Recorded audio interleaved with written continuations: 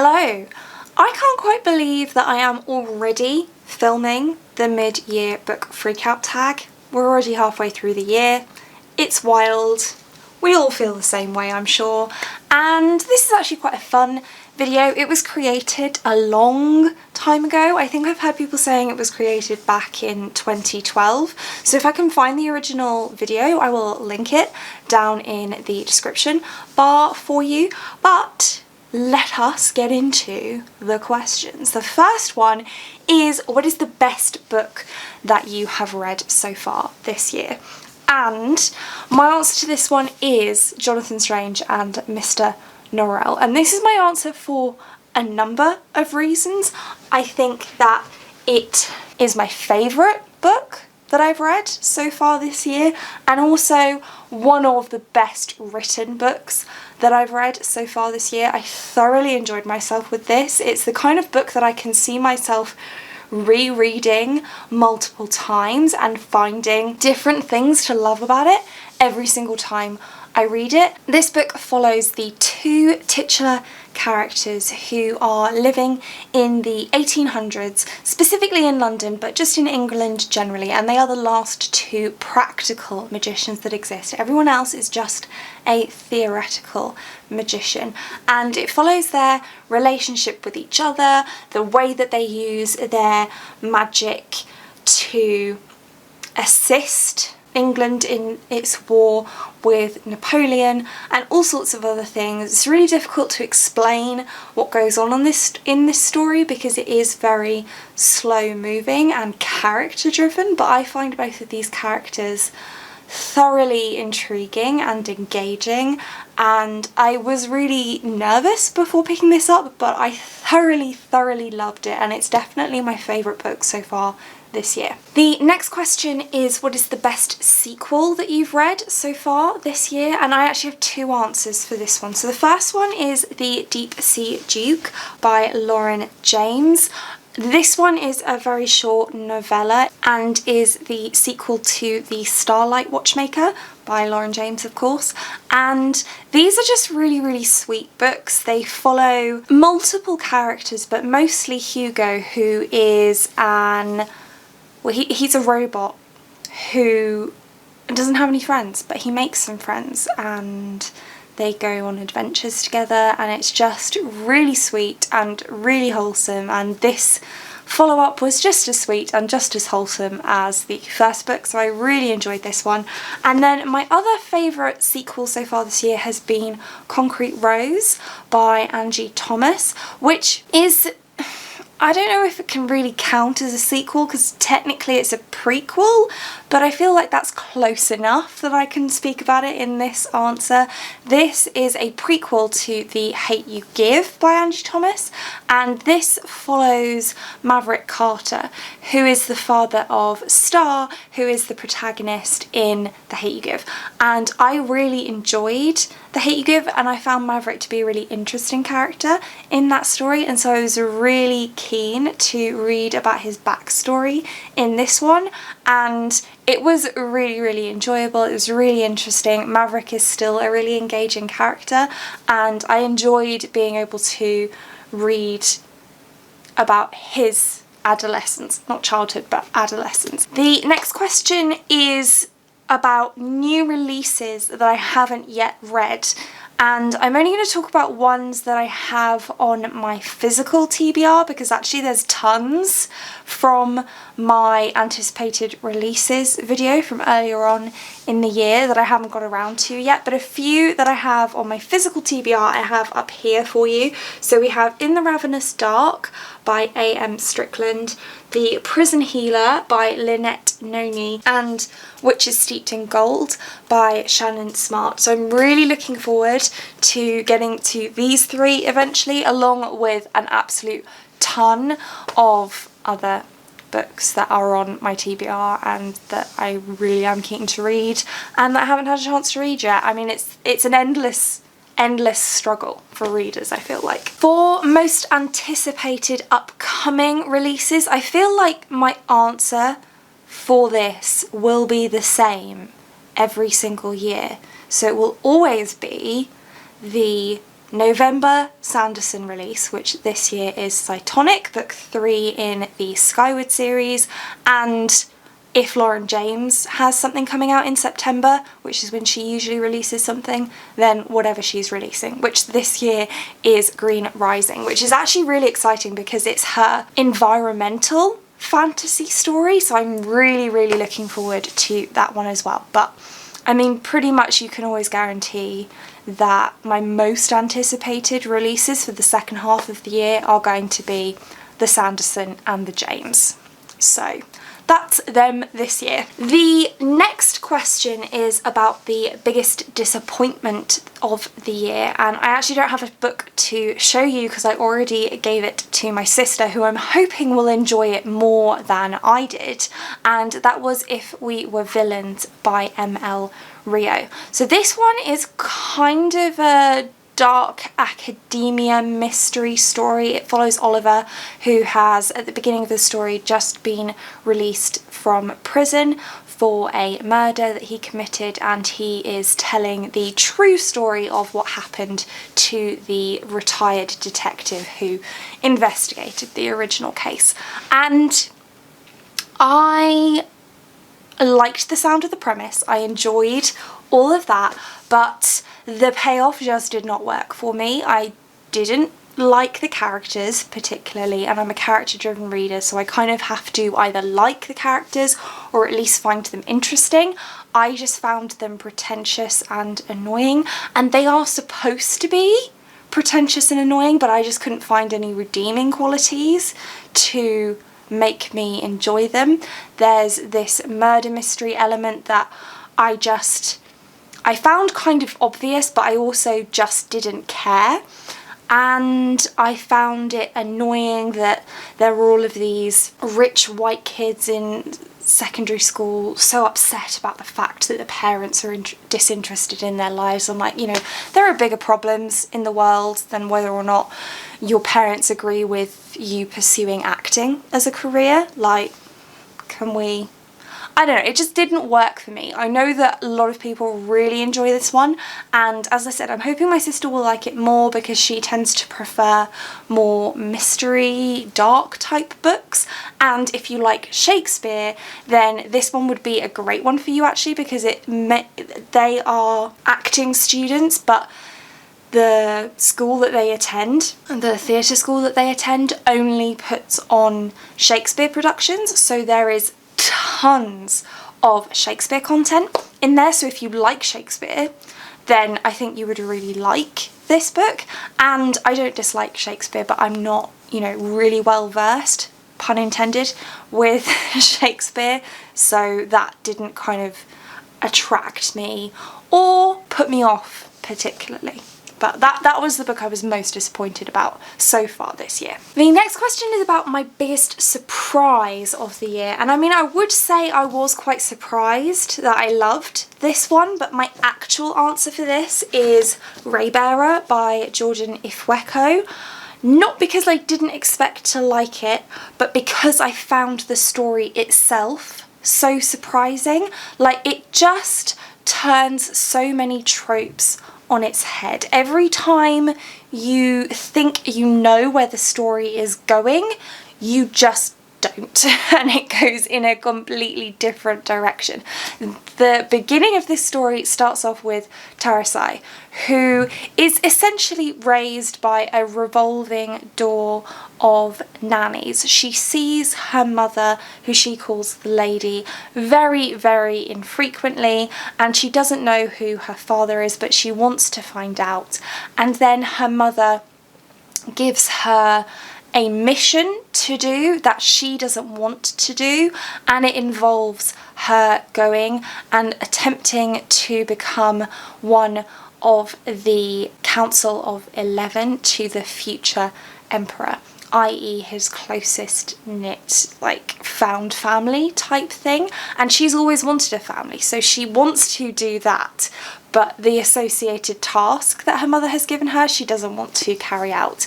And I'm being quite vague about the plot because, as I say, it just goes in so many directions that I wasn't anticipating at all, and it was just so surprising and enjoyable in that way, and I'm really looking forward to the sequel, which is coming out already later on this year. So I guess that's another one of my anticipated releases for the second half of the year, but it's coming out really, really quickly. So that's great because we don't have to wait too long. And this one ended off, like, I'm really interested to see what's going to happen in the sequel. So this was definitely a super, super surprising reading experience all the way through.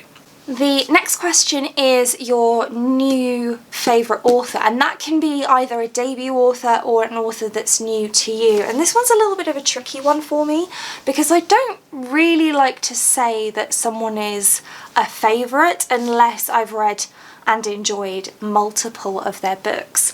But someone that I really enjoyed the writing style of, and I'm interested in future releases from them, and I could see myself really enjoying their writing, is Darcy Little Badger, who wrote Alatsue that I read earlier in the year. And some of the themes in this I really, really enjoyed. So the main thing, I mean, firstly, this follows Alatsue, or Ellie, who is Lipanipachi, and she can see and interact with ghosts. And this world that she lives in, magic is accepted, it's just normal, like, you know, it's whatever. I mean, you know, normal people are still normal people, but they know that things like vampires and people who can see ghosts exist. So that's the world that we live in. And then Ellie's cousin dies, and she's convinced that it wasn't an accident, which is what the police have decided that it was, and so she is investigating it. But this is kind of upper end of middle grade, lower end of YA, but 100% like an enjoyable read for an adult as well, I would say. I feel like the writing style is quite mature, and it's kind of a simple writing style, but it isn't very juvenile, if you know what I mean. And what I particularly enjoyed about this is the fact that Ellie went to her elders and asked them to help, and they took her seriously and didn't just brush her off because she's young, and they helped her to deal with this situation. And she did certain things on her own, but she did that with the trust of her parents and the adults in her life, and I just really appreciated that. I feel like that's something that we don't see a lot of in fiction, so I'm interested to see whether that kind of thing carries through into Darcy's other books, and I think she does have another book out later on this year, so I'm definitely interested in picking that up. The next question is newest fictional crush. I really don't crush on characters or anyone really. Demisexual is just not a thing that works for me, so I've kind of altered this question for myself and changed it to new favourite fictional ship, and for that I'm going to go with Hetty and Benji from The Conductors by Nicole Glover. So Hetty and Benji are actually already married, but it's kind of a marriage of convenience kind of thing. It's not really a love marriage in the traditional sense of the word, but I feel like they're just so good together, and they trust each other, they support each other, they have this amazing banter between them. I really enjoyed reading these two characters together. Hetty and Benji together, are the conductors, and they helped people escape the plantations on which they were slaves, and this is like after the emancipation, and they are basically investigating a murder mystery, but there's also magic, there's also lots of really great conversations about race and slavery, and it's just a really different and interesting book. But I think that Hetty and Benji and their relationship was my favourite thing about it, so I definitely say that they are my new favourite ship. The next question is new favourite character, and this one is really tricky for me as well because I usually have to read a book more than once before I really feel a connection to them, but by that point they're not new anymore because I've already read the book twice. So I think what I'm going to go with for this one is Naelin from The Reluctant Queen by Sarah Beth Durst, which is actually the second book in the Queens of Renthia trilogy, but Naelin is a character who's only introduced in this second book.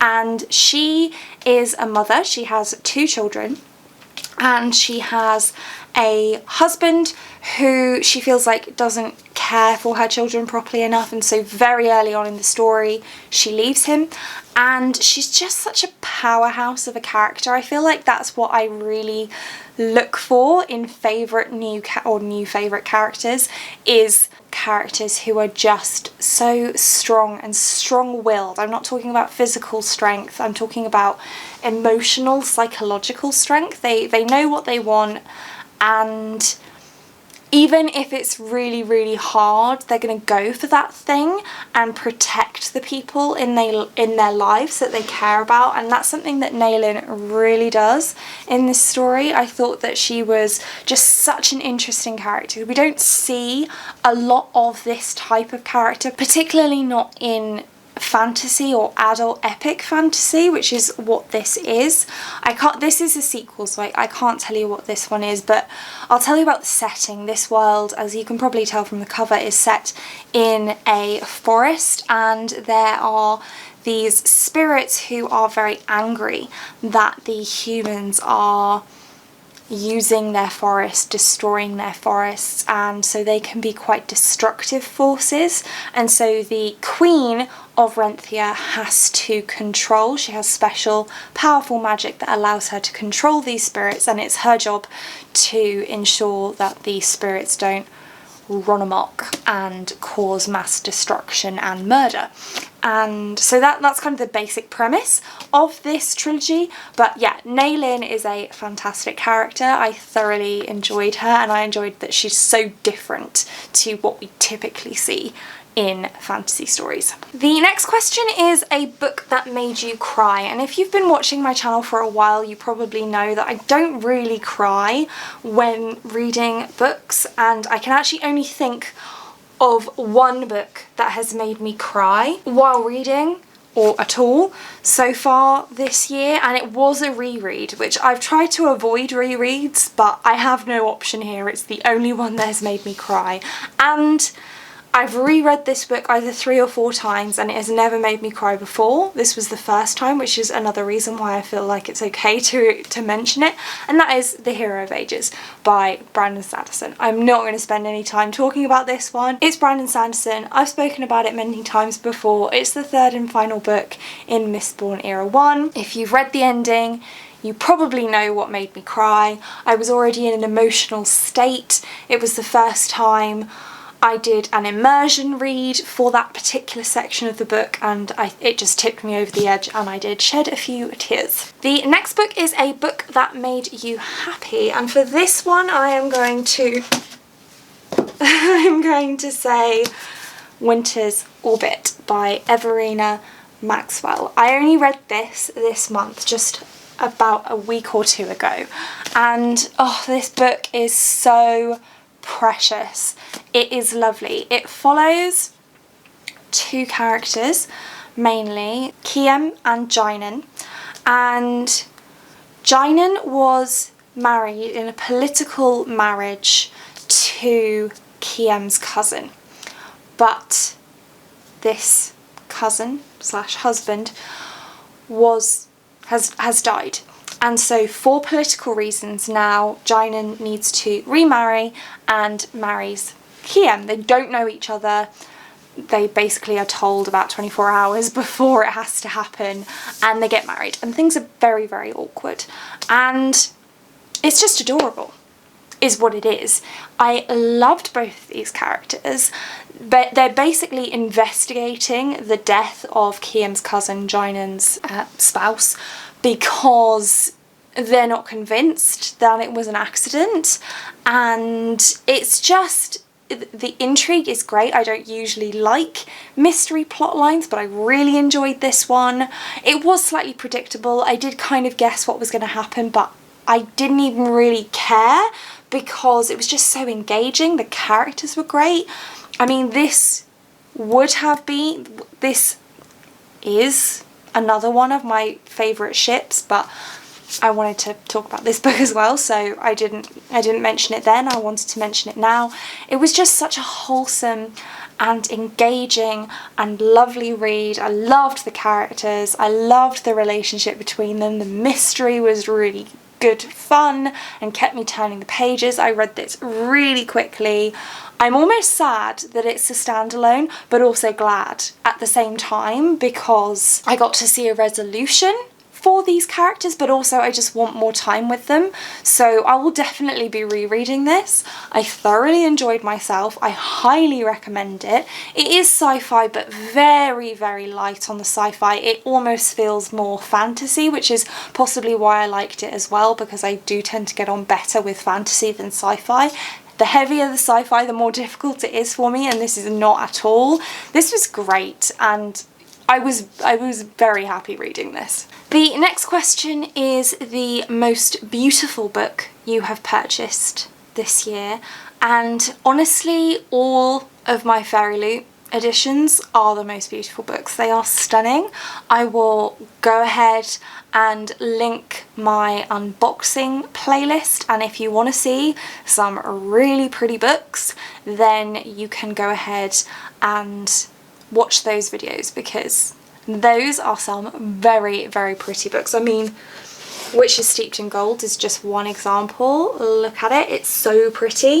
So I definitely couldn't narrow it down to just one. They're all beautiful. The last question is books that you still need to finish before the end of the year, and I actually made a list of books that I wanted to read this year, top 21 for 2021, and I've not done too badly with this so far. There are 21 of them, and of those 21 I have currently read 10 of them. So halfway through the year, and I've basically read half, just under half, well, under half because I haven't read 10 and a half books. But you know, so the ones that I have left on this list are Adaptation by Melinda Lowe, Steelheart by Brandon Sanderson, A Closed and Common Orbit by Becky Chambers, Perfectly Preventable Deaths by Deirdre Sullivan, which I struggle to say for some reason, The Rage of Dragons by Evan Winter, Out Now, which is an anthology, The Demon King by Cinda Williams-Chimer, The Swan Book by Alexis Wright, Stalking Jack the Ripper by Kerry Maniscalco, The Unadoptables by Hannah Took, and Deep Light by Frances Harding. So those are the ones that are on my list. Are those still my top 21? Probably not, but they're in my journal, so I have to read them, basically, is the situation that we're in. So those are the ones that I would like to finish. I'm also halfway through a couple of anthologies, which are Meet Me at the Intersection and Hungry Heart, so I would like to finish those off as well. And those are all of the questions. I know that lots of people have done this tag already. I don't think it's really necessary anymore to tag anyone to do this video because people just do it, but if you're waiting for someone to tag you, then consider yourself tagged. Go ahead and do this tag and then let me know if you have done it so I can check out your answers as well. Don't forget to check out Ponderful Books in the description bar, and that's it for this one. Thank you so much for watching. If you like this video and want to see more like this from me, then do think about hitting that subscribe button, and I hope to see you here again soon. Thanks. Bye.